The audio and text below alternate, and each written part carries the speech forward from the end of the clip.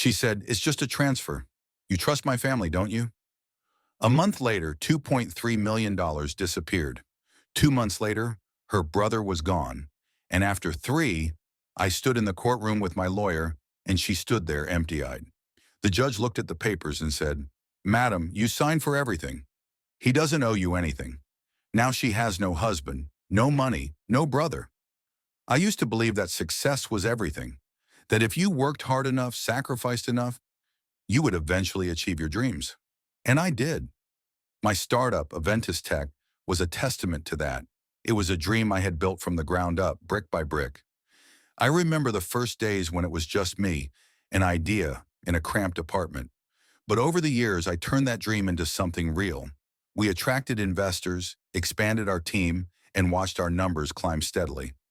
The day we secured $4.8 million in venture capital felt like a turning point. I couldn't help but think, this is it. I've made it. Emily, my wife, had been there the whole time. She was my pillar, my support, but she never got involved in the business. That wasn't her thing. We'd agreed early on that I would handle the work side of things and she would take care of the home. She wasn't a corporate person, and I didn't expect her to be. It worked for us. She made our house feel like a home, filled it with warmth, and gave me the emotional space I needed to focus on my growing company. But as the venture rounds became bigger, so did the pressure. There were more investors to manage, more meetings to attend, and more decisions to make. Emily noticed the stress, and she tried to help in her own way. Sometimes she'd make dinner when I was too busy, or suggest I take a weekend off to clear my head. It wasn't much, but it was enough to keep me grounded. I didn't realize how deeply I relied on her presence until things started to change. It was a Thursday night when she first mentioned her brother Luke. I'd known Luke for years. He was a decent guy, a little rough around the edges. But he'd always been part of our circle. We didn't see him much. He was never really interested in business or anything that resembled responsibility. But that night, Emily sat across from me at the kitchen table, her eyes looking unusually serious. "Luke's in trouble," she said, breaking the silence between us. "He's got some debts piling up, and he's asking for help. I know it's a lot, but I think you should help him." I set my fork down, wiping my mouth. "What kind of trouble are we talking about?" "Nothing criminal," Emily replied quickly, almost too quickly. "It's just financial issues. He's been trying to get back on his feet, but the timing's been bad. He's asking for a loan, but he needs it quickly. It's a short-term thing, really." I looked at her carefully. We'd never mixed our personal finances with others, let alone given a large sum to a family member. "How much are we talking about?" She hesitated, her fingers nervously tapping the table. "It's $2.3 million, just for a few weeks, while he settles things. I'll make sure it gets paid back, I promise." I stared at her. $2.3 million.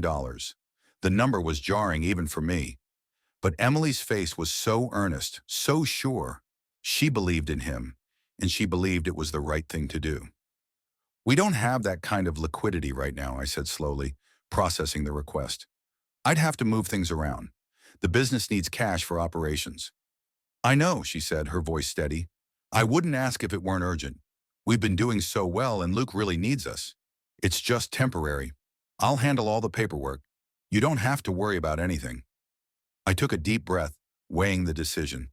I had always trusted Emily, and this felt like an isolated situation, a family emergency.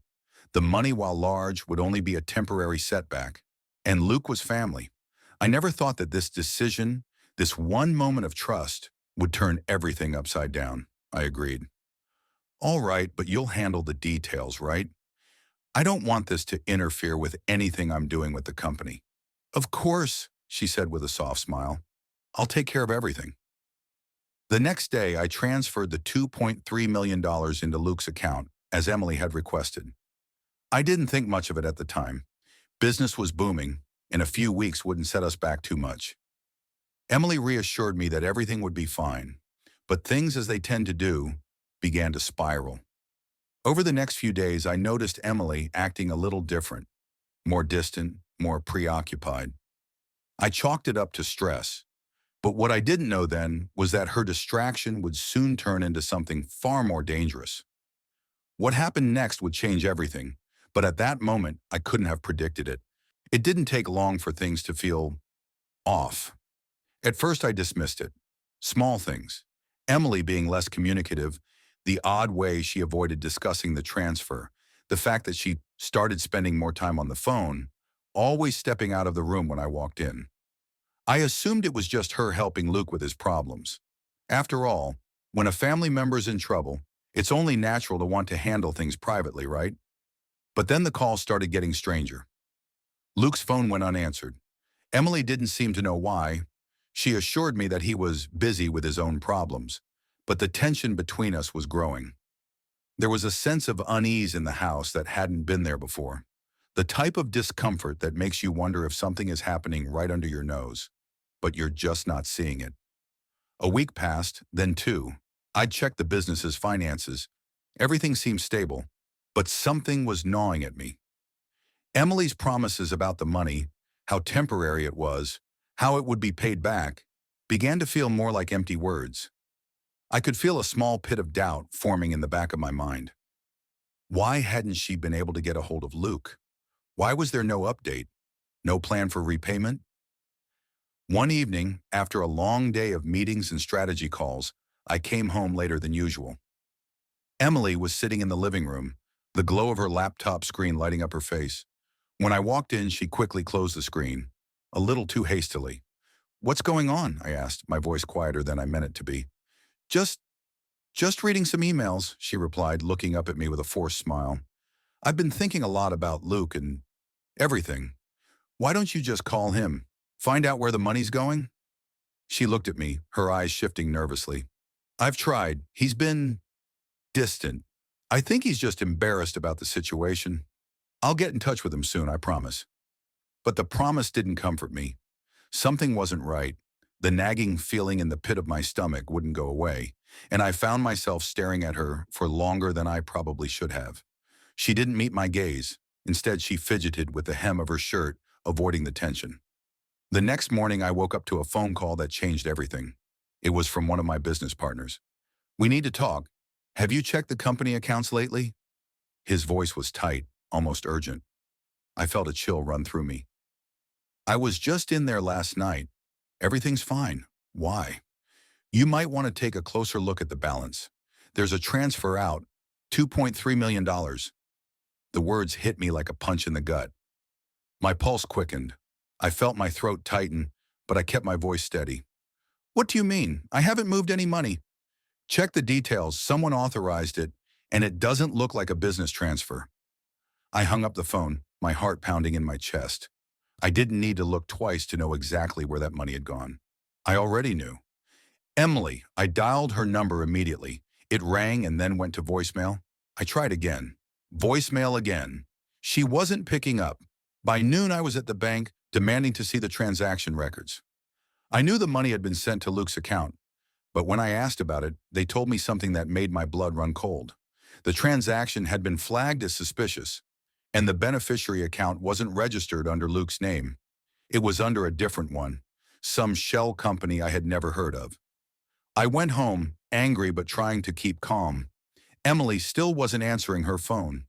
The house felt eerily quiet. When she finally came through the door that evening, her eyes widened when she saw me sitting at the dining table. The bank's transaction details spread out in front of me. "What's going on, Emily?" I asked, my voice barely a whisper. "Where's the money? Why wasn't it sent to Luke? Who is this company?" She froze for a moment, her breath catching in her throat. Then, almost as if she'd been rehearsing it, she spoke. I didn't want to worry you," she said, her voice trembling slightly. "Luke told me he was trying to set something up. He needed to move it fast, so I helped him with the transfer to this account. It's a private thing, okay? Just trust me." My mind raced. I wanted to shout, to demand answers, but something inside of me stayed calm. This wasn't the time for panic. This was the time for control. "I want you to tell me the truth. Now." Emily hesitated again, but then she finally spoke. "I'm sorry, I didn't know. I thought it was all above board. I never meant for this to happen." It didn't make sense. Why hadn't she questioned anything? Why hadn't she involved me in the process at all? Why had she not told me about the shell company? These were questions I didn't have answers to, but I knew one thing. This wasn't just about a family emergency. This was something much bigger, and I was only starting to see the cracks. The next day, I did what any businessman would do when faced with a situation like this. I hired a private investigator, and I hired a lawyer. But most importantly, I brought in an auditor to look into every single financial transaction, every document. The truth I discovered was far worse than I could have imagined. It wasn't just the $2.3 million that was gone. It was everything. The company had been bled dry. Funds had been transferred to the same shell company. Money had disappeared without a trace. And crucial documents had been signed by Emily under the guise of helping with business operations without her even reading them. She had been involved in more than I had ever suspected, and soon everything would be out in the open. But I wasn't going to lose my head. I wasn't going to scream or cry or beg. I was going to let the law handle this, methodically, silently, and with a cold precision that would leave no room for escape.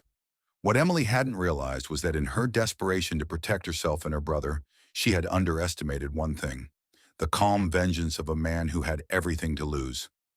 I spent the next few weeks in a haze of paperwork, meetings, and cold calls. There was no time to dwell on the emotional side of things. I didn't have the luxury of being angry, not yet. What I had were facts, numbers, and a growing sense that everything Emily and her brother had done was part of a much larger scheme. The private investigator I hired wasn't able to tell me anything I didn't already know, but he confirmed my suspicions. Emily's involvement wasn't accidental. She had knowingly signed documents that transferred ownership of several company assets, all to the same shell company where the $2.3 million had disappeared. The lawyer I brought in was quick to point out that she had waived her rights to any future claims to the business, all while claiming ignorance. But ignorance wasn't a defense in the eyes of the law, and I would make sure she understood that. While I waited for the legal wheels to turn, I started my own investigation. I began looking into the shell company. Everything was traced back to a few people, all with shady ties to overseas accounts and international transactions. Luke, it seemed, wasn't the one in charge. He was just the pawn in a game far more complicated than I had imagined. I never let Emily know I was on to her. She still hadn't answered my calls, hadn't replied to my messages. She was still living in the house, as if nothing had changed. I, on the other hand, had already begun to make plans for the future. My company was still mine, but I had to protect it from the damage Emily and her brother had caused. I had to protect the legacy I had worked so hard to build. The legal team was moving forward with a case to recover the funds. But I needed more than just money. I needed to make sure she never saw a cent of the business I had created. One day I got a call from my lawyer. Emily had requested a divorce. It wasn't a surprise. In fact, I had been waiting for it. I wasn't sure if she thought I would beg her to stay or if she was already calculating how much she could take in the split. She didn't know yet that the company was safe, that the majority of its assets had been preserved under my name alone. The contracts she'd signed were airtight. She'd inadvertently signed away her stake in the company. The court hearing was set for 2 weeks later.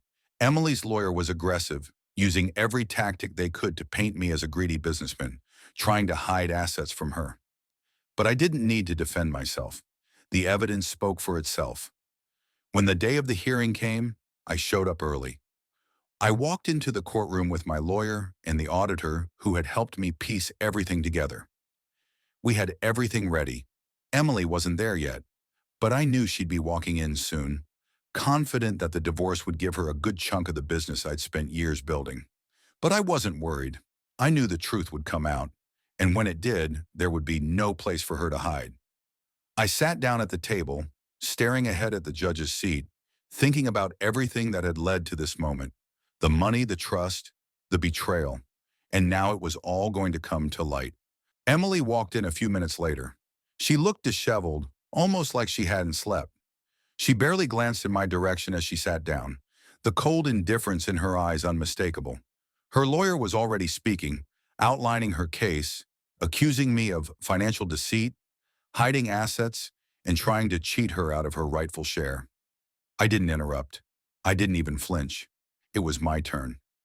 My lawyer stood up and began laying out the facts step by step, slowly unraveling everything Emily had done. The shell company, the misappropriated funds, the documents she had signed without reading. As he spoke, I could see Emily's face start to change. At first there was confusion, then denial, and finally the stark realization. She hadn't anticipated this. She hadn't thought I would have everything documented, everything traced to her.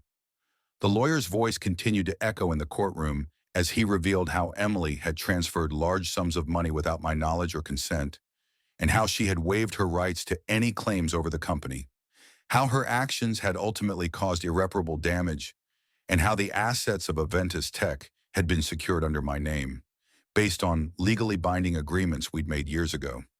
I could feel her eyes on me, but I didn't look back. Emily's lawyer, now realizing the futility of the case, attempted to make a last-ditch effort to negotiate a settlement, but it was too late. The judge had already made up his mind. Based on the evidence presented and the signed waivers, I am ruling in favor of the petitioner, the judge said. All assets associated with Aventus Tech are awarded to Mr. Reynolds. Mrs. Reynolds is not entitled to any claim on the business or its assets. The words hit like a tidal wave. I felt a strange calm settle over me. This wasn't about revenge. This was about justice. Emily's lawyer turned to her, but she was already standing up, staring at the ground. She didn't look at me once as she walked out of the courtroom, her shoulders slumped in defeat. I stood as well, but instead of relief, I felt nothing. No joy, no satisfaction, just emptiness. It was over, but the real work had only just begun.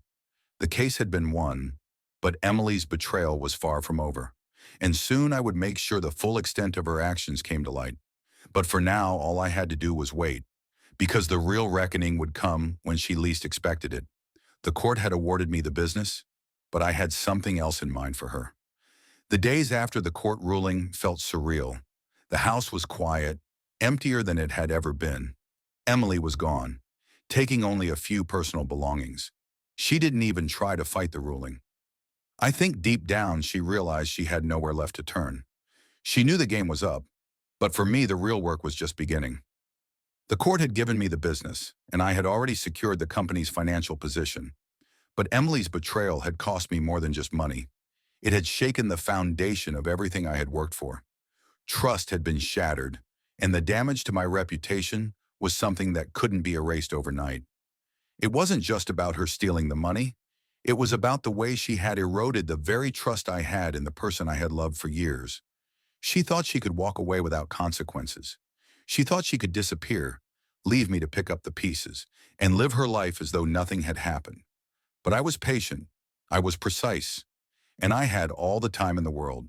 The first step in my plan was to track down her brother. Luke had been the one who had gotten involved in the scheme, the one who had been in control of the shell companies, the one who had convinced Emily that all of this was just temporary. I knew from the investigator's report that he wasn't just a passive participant. He had played a central role in laundering the money through various accounts. I hired a private investigator to find him. It didn't take long. Luke had been trying to keep a low profile, but his trail was easy to follow once I had the right connections. I made sure to stay out of the picture, keeping my involvement hidden while the investigator did the groundwork. It wasn't hard to find him. He was living in a luxury apartment in the city, the kind of place you rent when you want to escape attention, but still maintain a lavish lifestyle. I wanted to confront him, to look him in the eye and make him understand the consequences of his actions.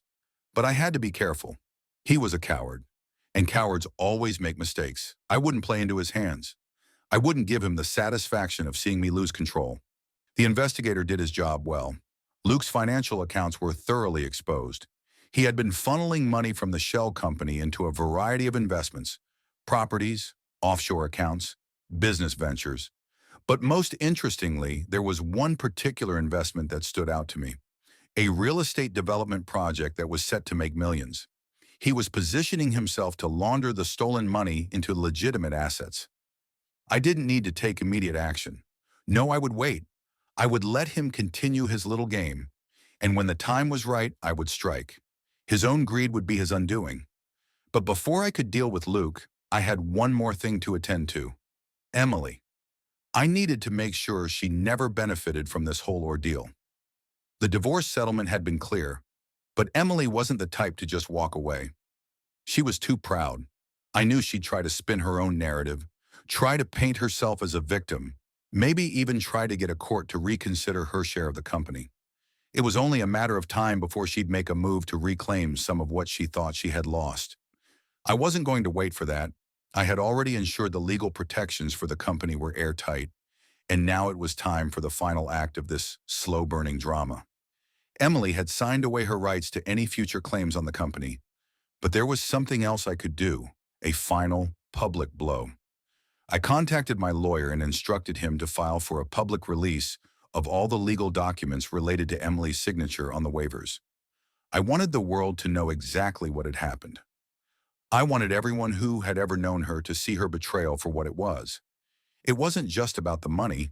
It was about how she had willingly chosen to take everything from me, to erase the life we had built together. The press release went out quietly but quickly. The next day, the story started to make its rounds. A businessman betrayed by his wife, a wife who had willingly given up her share in the business, all while transferring millions into a shell company. The scandal spread, and people who had once respected Emily started to ask questions. Her family, her friends, everyone who had supported her, now they were left to face the truth. I didn't have to do anything more. The damage was done. The public fallout was inevitable. The emails and phone calls came flooding in from people I hadn't spoken to in years, offering condolences, some apologizing for not seeing the signs earlier. Everyone was in shock. Emily was gone from the public eye, retreating into her own world. And Luke? Well, he was getting more careless by the day. By the time I finally had enough of the cat and mouse game, it was too late for Luke to cover his tracks. His real estate deals were under investigation. His offshore accounts were flagged.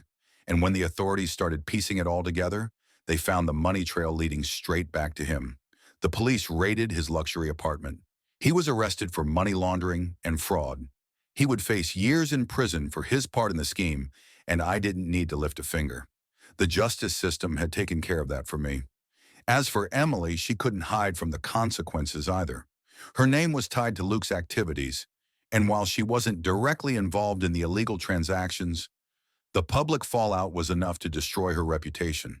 The few people who still defended her couldn't ignore the truth, and in the end, that was all that mattered. I wasn't interested in revenge for the sake of satisfaction. What I wanted was closure, and by the time everything came to light, I had it. The business was mine. My reputation was intact. And the people who thought they could play me, manipulate me, and walk away with their lives and their money, they were the ones left to pick up the pieces. For me, the lesson was clear. No one, no matter how close they are, can be trusted without reservation. Business, family, trust, it all has a price, and I was more than willing to pay it. But for Emily and Luke, the price was something far steeper than they had ever imagined.